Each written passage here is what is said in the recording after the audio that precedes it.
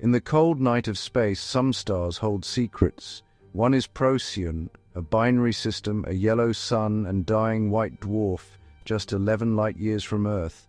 Whispers tell of the Procyonians, born from its light and shadow, giant, perfect yet tragic beings. They are the Wardens of history, haunted by the choices that forged them. The Procyonians, lords of time, patrol history, hunting those who threaten the timeline. Their power is absolute, their methods ruthless. Born from tragedy, they are descendants of Centaurian refugees, forever changed by war and the strange light of Procyon's twin suns. Their darkest secret? A deal with darkness that haunts them still, hunting the very enemies they created. The Procyonians are gods carved from flesh, perfect people, statues brought to life with no body fat and rippling muscles. Their skin is a tapestry of worlds, their hair shockingly blonde or fiery red, marked by genetic mutation. Their flaws sharpen their minds, granting flawless memory and heightened awareness. Obsessed with perfection, they are beautiful, powerful, and utterly terrifying.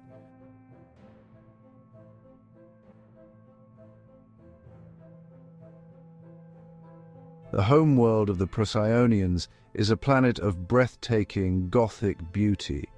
Imagine the lush volcanic landscapes of Hawaii, but reimagined by a civilization 20,000 years ahead of our own. Towering cliffs of black rock are draped in alien vegetation, their vibrant colors a stark contrast to the dark stone. Waterfalls cascade into shimmering pools, but above them, cities of advanced, gleaming metal stretch toward the sky. These are not the sprawling, chaotic metropolises of Earth. They are machine cities, elegant and severe, their architecture a blend of organic curves and sharp, brutalist lines. It is a world where nature and hyper-technology are locked in a dramatic, eternal embrace, a paradise built on a foundation of cold, hard steel. Life in this world is seamless, aided by technology that borders on magic. The Procyonians do not walk or drive between their cities. They use teleportation stations, sleek platforms that dematerialize a person and reconstruct them miles away in mere seconds. Information is consumed through advanced holographic televisions, their images floating in midair with perfect clarity. Music, alien and haunting, fills their grand halls, its melodies echoing the sorrow and grandeur of their history. It is a world without want, a post-scarcity society where everything is free. Food, housing, and technology are available to all. Yet, this freedom is an illusion. It is bought and paid for with a different kind of currency absolute loyalty. On Procyon there is no money, but there is work. Every citizen is a cog in the great machine of the Hive. They are required to work 3 days a week, dedicating their time and skills to their designated craft. Many are master machinists and mechanics, building the advanced industrial robots that run their automated assembly lines. Others are scientists, pushing the boundaries of physics and genetics. They are farmers tending to the vast genetically engineered crops that feed their society. There is no room for idleness. To live in paradise, one must contribute to it. This system ensures the Hive functions perfectly, but it also strips away individuality. Everyone has a purpose, but that purpose is chosen for them. Procyonian society is a hive, ruled by a king and queen whose word is law. The council enforces order with cold logic. Dissent is crushed, individuality erased. Service to the collective is everything. Their lives are dictated by the law of one, but their obsession with pleasure led to sterility. Now all are born in tubes, longing for what was lost. The Procyonians' story begins not on Procyon, but in blood and fire, descendants of Centaurians who fled a nuclear war on Rigel. Scarred survivors escaped, seeking a new home beneath Procyon's twin suns. There, radiation transformed them into something new, the Procyonians, children of nuclear fire. The Procyonians' new world brought both marvel and curse. A mutation left some children albino, ghostly pale, outcasts in a society obsessed with perfection. Feared and shunned, they became a hidden underclass, a flaw the rulers tried to erase. This division was the true curse, cracking the foundation of their civilization. The Procyonians, obsessed with pleasure, lost their ability to reproduce, an existential crisis that left them desperate. The Draconian Reptilians offered a deal, fertility restored, in exchange for albino Procyonians as slaves. The Procyonians betrayed their own, trading them for a broken promise, left with only regret and sterility. The albino Procyonians, betrayed and scattered, were twisted by the Nomos into a clone army, the Ashtar Command. Others became slaves and food for the Draconian Reptilians, birthing the Alderbarian, the galaxy's most wretched. Now, their hybrids rule Earth's elite, perpetuating cycles of sacrifice and terror, the birth of monsters. In Procyon's Sterile Paradise, pleasure is worshipped above all. Sex is ritual, obsession, and art, pursued with scientific devotion. All forms of union are celebrated, the flesh a temple for sensation. But in their quest for ecstasy, they became sterile, gods of pleasure ruling a dying kingdom.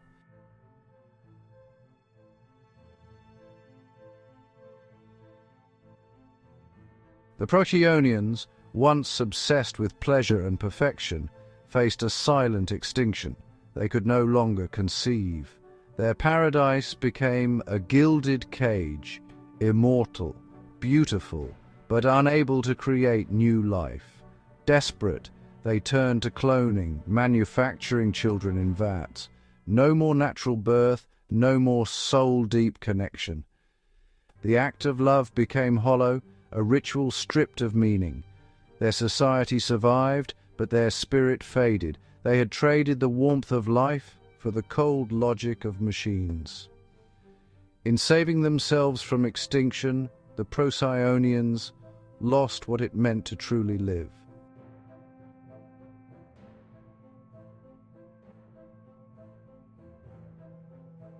The cloning vats became the new heart of Procyonian civilization, silent, efficient, and soulless.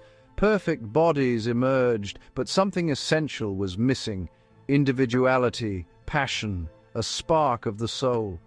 The Hive thrived, but its people became beautiful automatons, haunted by emptiness.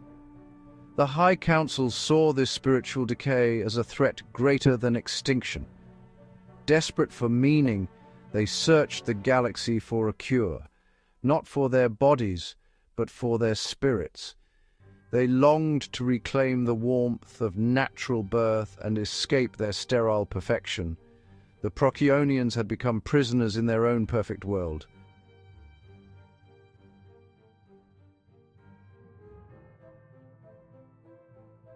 Seeking redemption, the Procyonians turned to Earth, drawn to humanity's raw, vibrant connection to life. They devised a cosmic bargain. By guiding humanity's spiritual evolution, they hoped to earn back their own fertility.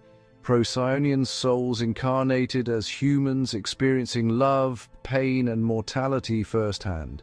Many feel a deep homesickness, unaware of their true origin. Their intervention risks repeating old mistakes, guidance teetering on control. The fate of both races now hangs in the balance. In saving us, the Procyonians hope to save themselves.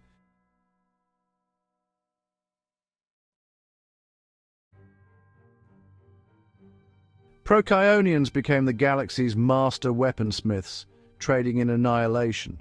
Their society, rich in firepower but spiritually bankrupt, is built on the sale of nuclear armaments. Secrecy and paranoia rule, civil liberties are sacrificed for security. Their most infamous creation, the thermal nuclear drill bomb, cracks worlds open from within. Feared but not respected, they are pariahs, superpowers holding the galaxy hostage. A black market for their weapons spreads destruction across the cosmos. The Procyonians' legacy is a doctrine of mutually assured destruction.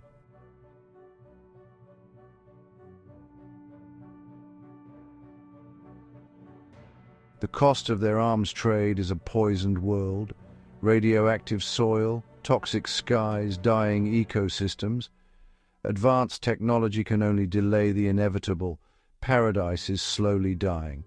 To survive, they exiled their children to unspoiled worlds, Earth among them.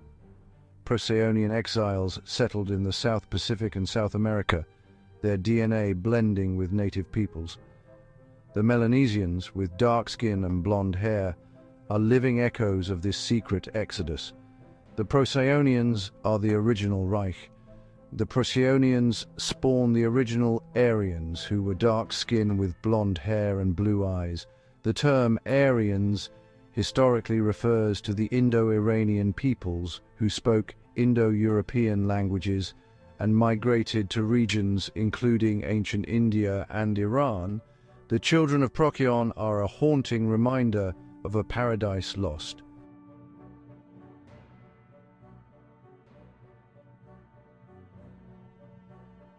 Once the Procyonians were entrusted as guardians of the timeline, galactic time police, masters of the fourth dimension. From advanced motherships they policed history, wielding technology that bordered on godhood. Patrollers, agents, and chronologists worked to preserve the prime timeline, neutralizing threats with precision. Their duty was both penance and pride, serving the law of one as neutral arbiters of history. Yet they are haunted by their own crimes, wardens of a timeline they helped corrupt.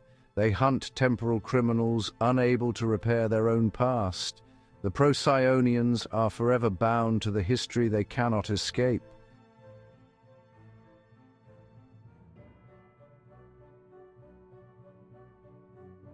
The Procyonians' greatest enemy is not just a rival empire. It is a force of chaos that seeks to unravel history itself. Their ancient foes, the Draconian Reptilians, are not content with mere conquest. They are temporal aggressors. Having failed to defeat the Procyonians in open warfare, the Reptilians began a Chronal War, a secret conflict fought across the corridors of time. They send agents into the past to alter key events, aiming to erase their enemies from existence or to create timelines where their own dominion is absolute. This forced the Procyonians into a desperate, unending battle to protect their own history and that of the entire galaxy. This conflict is, honestly, a dark, brutal affair. The Reptilians have also infiltrated Procyonian society, just as they have on Earth. Reptilian agents, cloaked in holographic disguises or acting through corrupted Procyonian officials, work from within to sabotage the time police. They leak intelligence, plant temporal bombs, and attempt to steal chronal technology. The Procyonians are forced to fight a war on two fronts, against temporal incursions across history and against a hidden enemy within their own ranks. The paranoia that defines their society is amplified as anyone could be a traitor, a secret servant of the dragon. The deal made by 1/3 of the Procyonian High Command was the Reptilians' greatest victory in this war.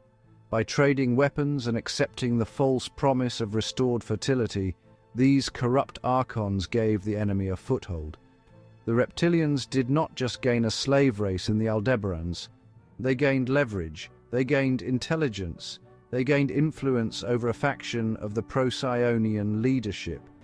The Procyonians, who broke the deal and turned against the Reptilians, found themselves fighting an enemy that knew their secrets, their technology, and their weaknesses.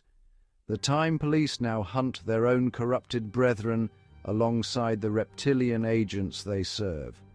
This endless war has taken a heavy toll. The constant vigilance, the battles fought in forgotten eras, and the internal betrayals have further hollowed out the Procyonian soul. They are masters of time, yet they are trapped in a cycle of violence. They are the galaxy's protectors, yet they are forever cleaning up a mess they helped create. The gothic horror of their fate is this: they won their freedom from the Reptilians, but they can never be free of the war. It is a conflict fought in the shadows of yesterday and the dawn of tomorrow, a secret, eternal struggle for the soul of reality itself. The Procyonian homeworld was dying, poisoned by their own factories. The High Command made a desperate choice: send their children into the void. Small ships slipped away, carrying their young to Earth. They integrated with early humans, a brutal act of survival, a desperate gamble to preserve their DNA within humanity.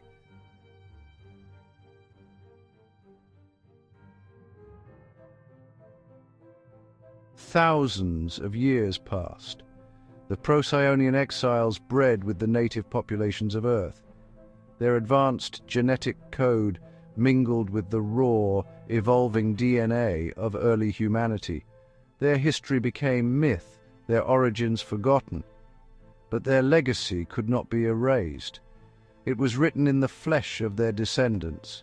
In the remote islands of the South Pacific, a unique people emerged. They had the dark skin of the peoples of the sun, but they also had startlingly blonde hair. They were the Melanesian people, a living paradox, a biological echo of a forgotten alien seeding.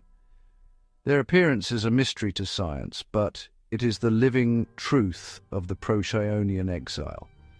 These children of a lost world carried more than just a strange appearance. They carried the faint, dormant memories of their ancestors. The Procyonian culture, with its focus on strength, its connection to the sea, and its deep unspoken sorrow, left its mark. The rich cultural practices of the Melanesians, their unique kinship systems, their spiritual connection to the land, and their powerful art forms are all tinged with a grandeur and a tragedy that feels otherworldly. They are a people of immense resilience and profound depth, their souls unknowingly shaped by a cosmic drama that played out light years away.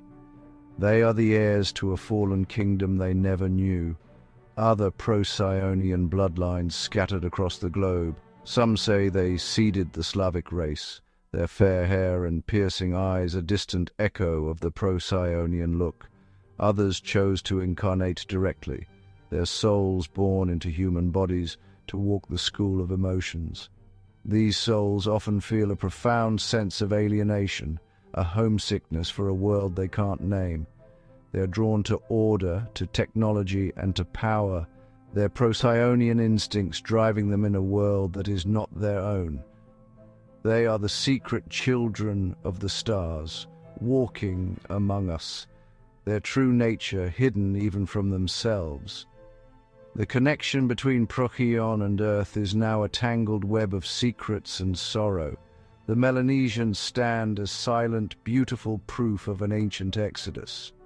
The Alderbarian hybrids, the monstrous descendants of the enslaved albinos, manipulate our world from the shadows, perpetuating the cycle of sacrifice. And the Procyonian souls born as humans seek redemption for sins they do not remember committing. Earth has become the stage for the final act of the Procyonian tragedy. Their children of exile, their corrupted slaves, and their reincarnated spirits are all here, their destinies intertwined with our own, waiting for the final curtain to fall.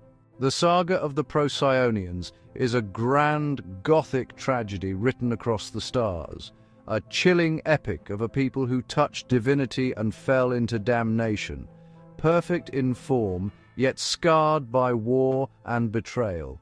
Their story spirals from ambition to decay. architects of their own magnificent hell, a terrifying warning of arrogance and moral sacrifice. Even the most advanced can fall to inner darkness. Yet, from tragedy, new life can bloom, building a better future for another race. A cautionary tale of compassion and wisdom. The Gothic legend of the Procyonians guides and warns us.